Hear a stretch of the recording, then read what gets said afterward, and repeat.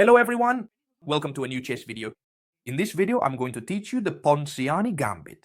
You've asked me for it a lot, and it makes perfect sense because it's a spectacular gambit. It's very easy to play, very attractive, with some brilliant attacking plans. So, without further ado, let's get to it. We start just like in a Spanish opening, an Italian opening, or a Scotch opening. All these openings always start the same way. Double king's pawn. And we threaten their pawn with the knight on f3. How do you defend this pawn? Well, with the most popular move in chess. The good thing about this Ponziani gambit is that most games start the same way, so you can use it in the vast majority of your games. And here, the move that sets the Ponziani gambit apart from all the others is this one right here, c3. A move that apparently is very quiet and doesn't threaten anything, but it's a move. It's extremely interesting. The first thing it allows us to do is to support the center with a lot of strength. That is, what we want is to support d4 and take over the entire center so that it belongs to us and so that our pieces, especially our bishops, can develop with a lot of freedom. Alright, so what is the most commonly played move here for black?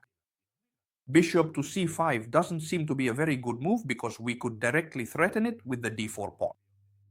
Here, the most commonly played move is undoubtedly knight to f6. And do you know why? Because it's very simple.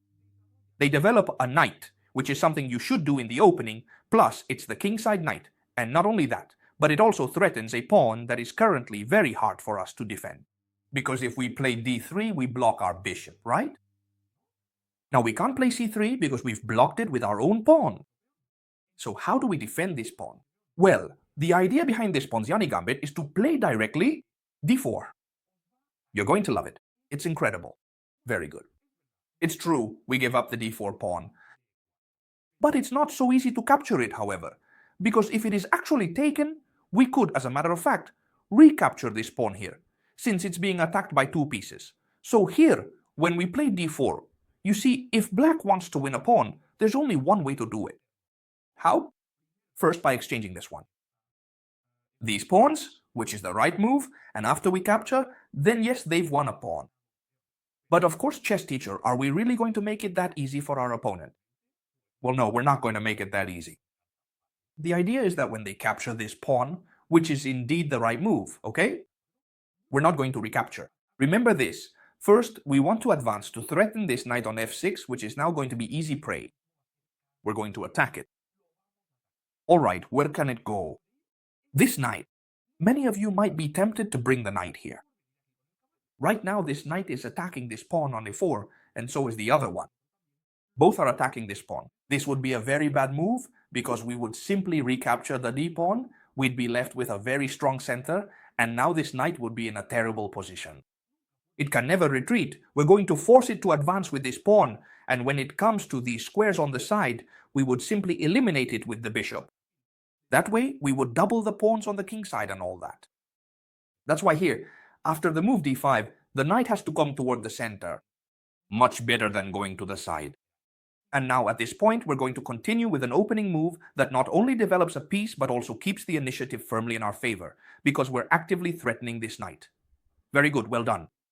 If we ask ourselves where that knight could go, first, it can't be defended by any piece, because the bishop can't come to defend, so this knight has to move. Very well, once we've reached that conclusion, let's see where this knight can go.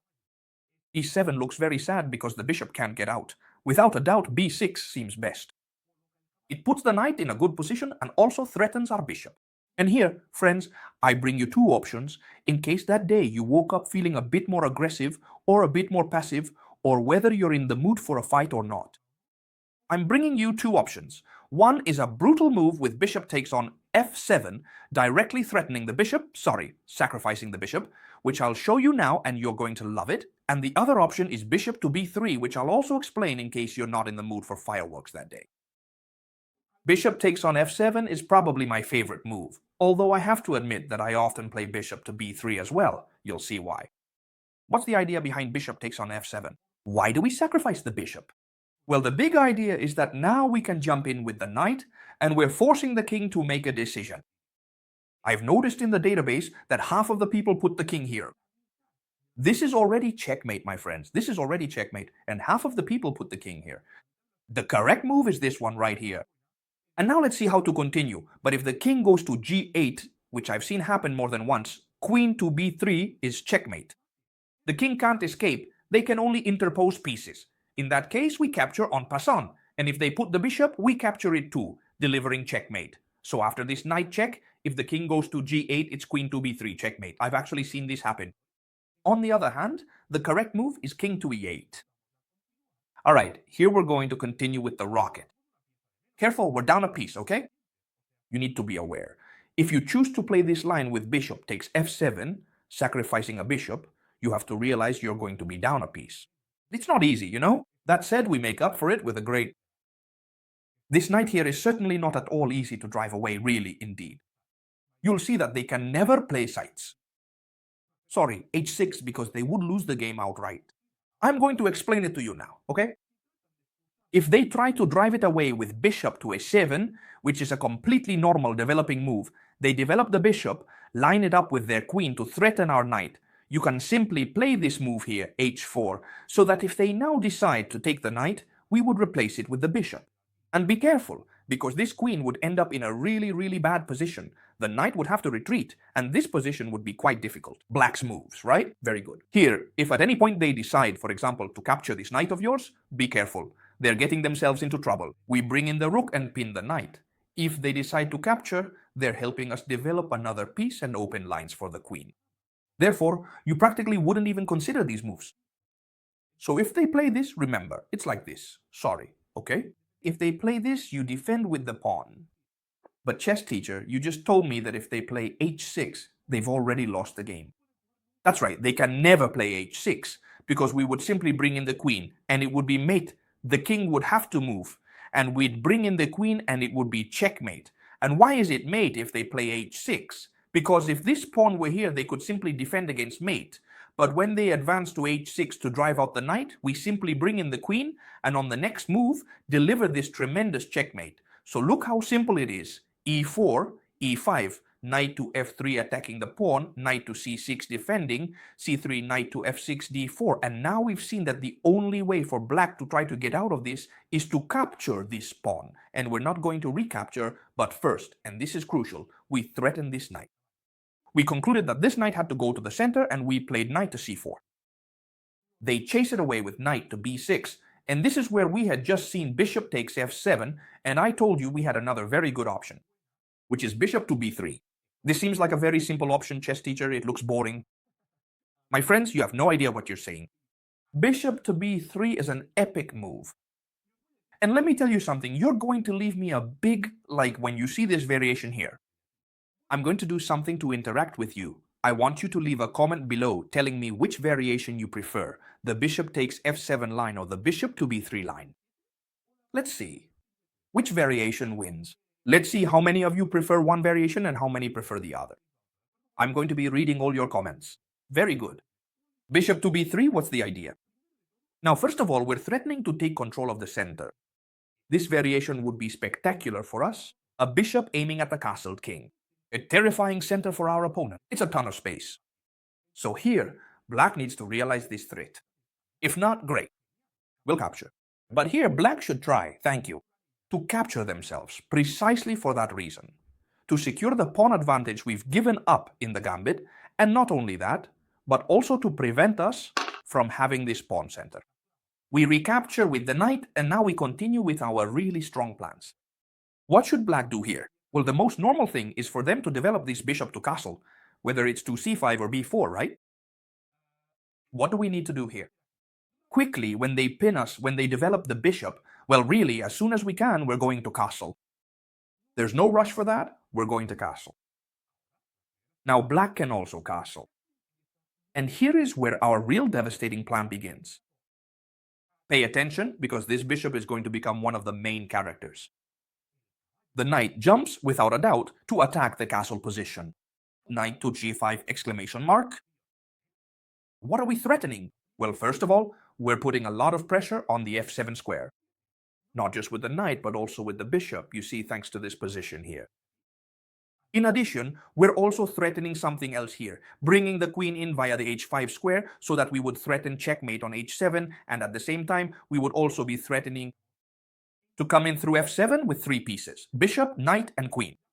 So here black is already starting to realize that their plan of bringing the pieces to the queen side is not a good one. Of course, it's not their fault because we forced them into it.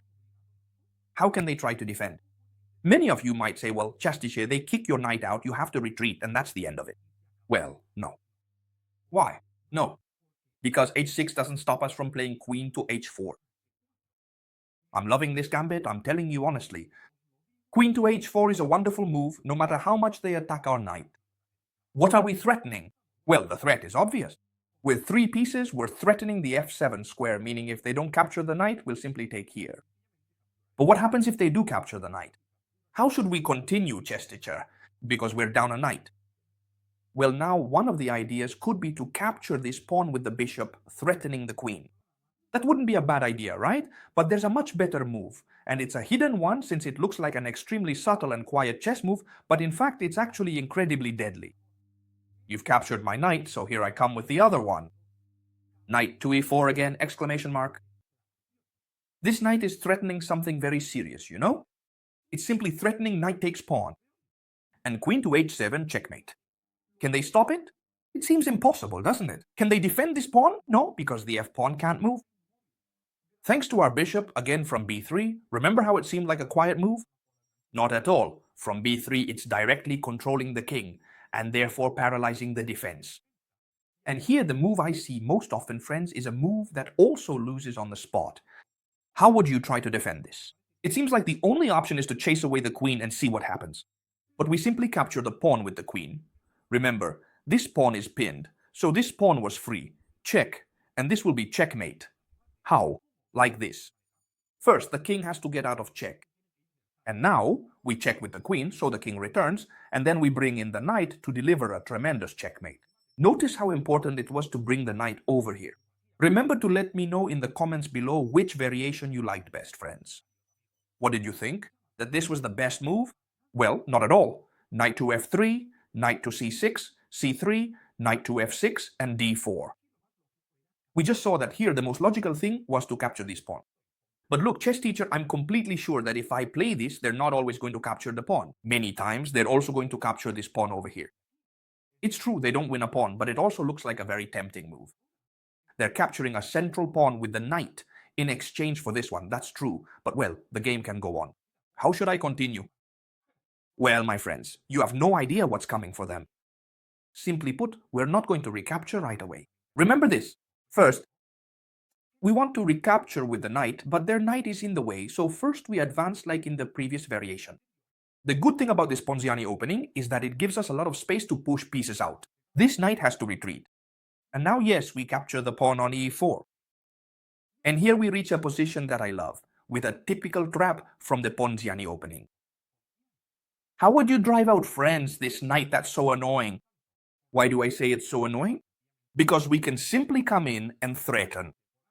A fork here, in some cases, we can advance here and completely destroy our opponent. This knight is a good knight, but of course it can be driven out very easily with d6. And here what has happened is that they've opened up this diagonal. They've created a huge weakness. Bishop to b5, taking advantage of the weaknesses. And this is very favorable for us. Let me explain. Check, they can't block, because in this case we would simply deliver mate. Or if it's not mate, they'd have to give up the queen. Do you see it? Because there's no other way, they'd have to give us the queen right away and we'd capture it with the knight. Therefore here, the only move they have to try to stop us is c6. Alright? It seems fine, but then we play pawn takes c6. A very good move. What are we threatening? Well, now we have multiple threats. The first is to capture this pawn with a discovered check, threatening 2 pieces, and for example it could go pawn takes pawn, and when they block, we would capture here and win a queen. That would be tremendous, right? This would be a threat. If they try to avoid it, we also have the threat of advancing, giving a discovered check, and we would win the queen. This would also be tremendous. So here, black only has one attempt to save themselves. And they have to do it perfectly, because if they make a mistake, they won't survive. The only way they can really save themselves is for pawn to take pawn. And now, we will capture with the knight right now, threatening the queen and also the king in this position. with a discovered attack. If, for example, they try to block, we capture the queen. If they capture the knight, we capture with the bishop. Check, I take the rook, I take the knight, I take everything. So here they only have one move to save themselves. Pay attention, to save themselves. Simply to keep the game equal, and it's very rare for your opponents to find all the perfect moves, right? The only move that saves them is queen b6, so that if we make a discovered check, they would take our bishop and it would simply be an exchange of pieces. If they find the right move, chest and chair, what do? Easy. If they find the only move that saves them, which is knight to b6, I would play knight to d4 with a discovered check and defend the bishop, so now they have to deal with the check, for example. With the bishop, there's no other way, right? Otherwise, it would be moving the king.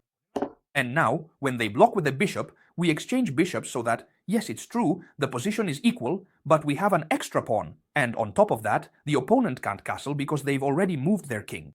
And not only that, but because of how precarious their position is, they have to develop this bishop, and for example, they might move the knight. The precarious situation of their pieces could mean that in many cases, like this one for instance, we could give a check and then capture the knight on the next move, leaving us a piece up.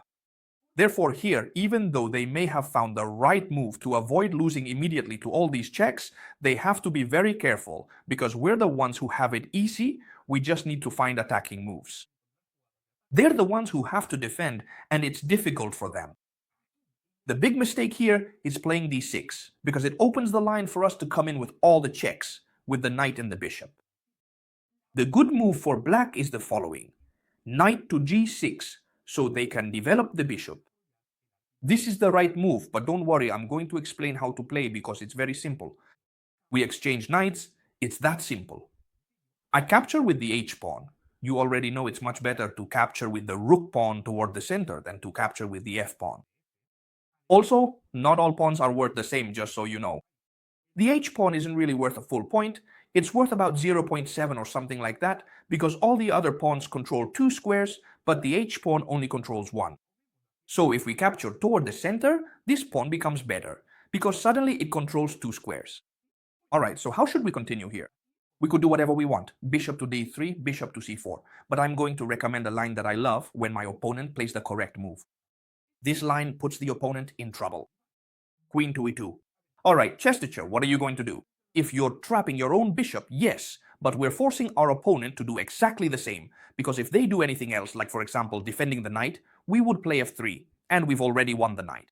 When you have a pin, you just need to carefully attack the pinned piece with a pawn, and you'll end up winning it. So the only way to get out of the pin and defend is queen to d7, there's no other option. And here we're going to play bishop to e3, just like that. This way it's very difficult for black to play. At some point, they might make a mistake. It's true, it's a very balanced game. But without a doubt, I prefer the position of the white pieces.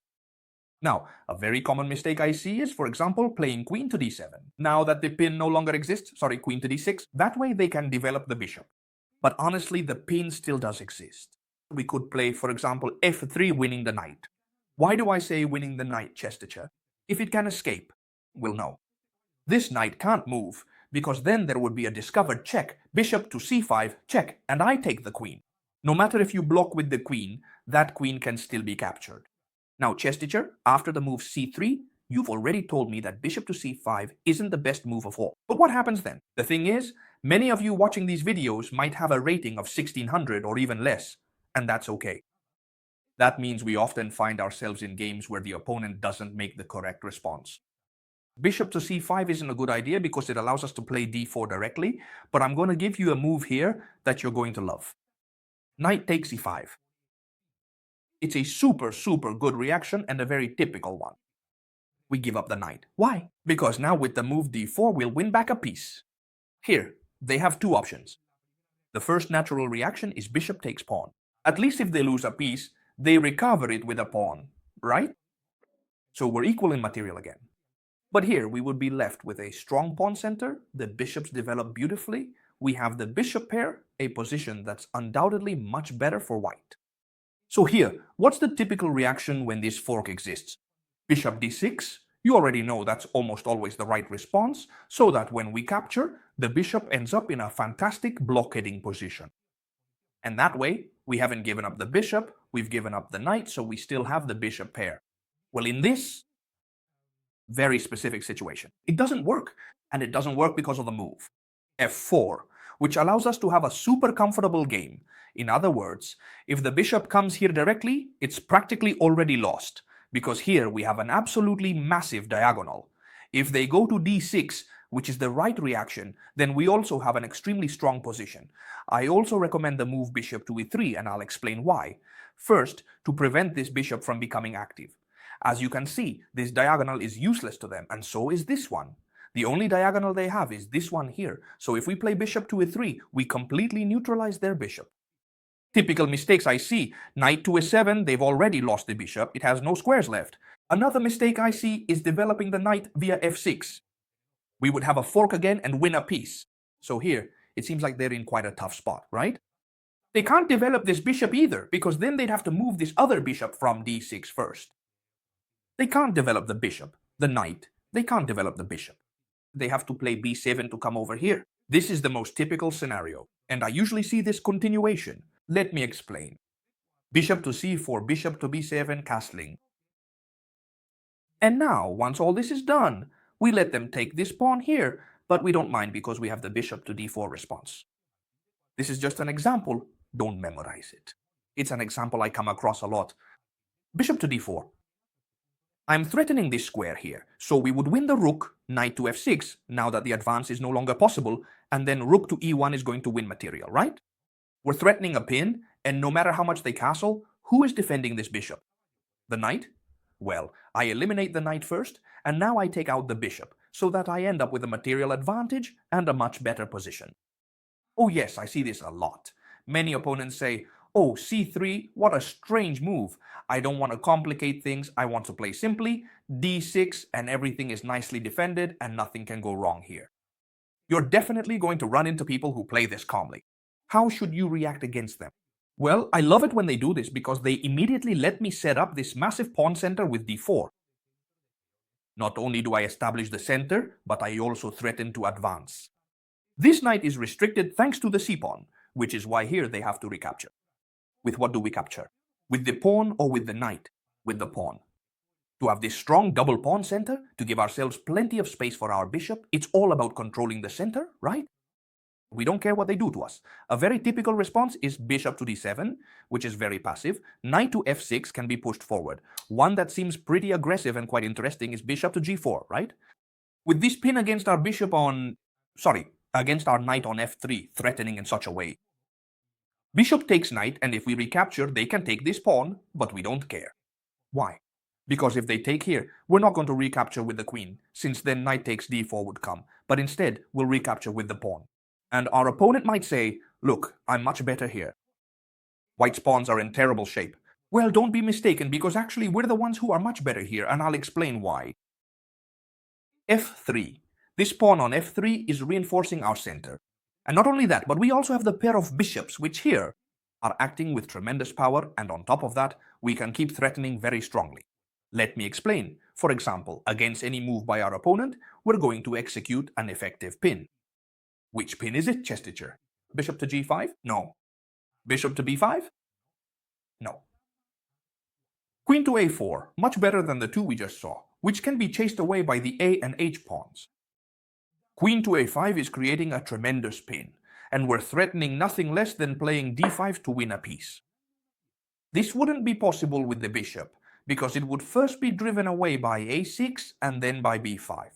So what queen to a4 is doing is trying to win the knight, but it's true, they can still put their queen in between and defend. Of course, if you put your queen here, I'm going to play this really strong move. Why this move? h4 is such a good move because our opponents often don't see it and they castle. But what we're actually threatening is bishop to a3, which would win the game. In this case, we'd win the queen because of the pin. But what if they do see it?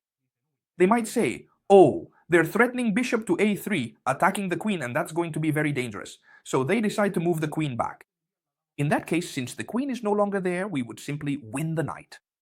And if they decide, for example, to say, well, I play bishop to e7 and castle or whatever, it doesn't matter. Bishop to a3, I force you to move your queen, and when you move your queen, I simply push this pawn here, And I'm creating quite a few problems for you, because now this knight can't move, and one way or another, I'm going to end up winning the piece.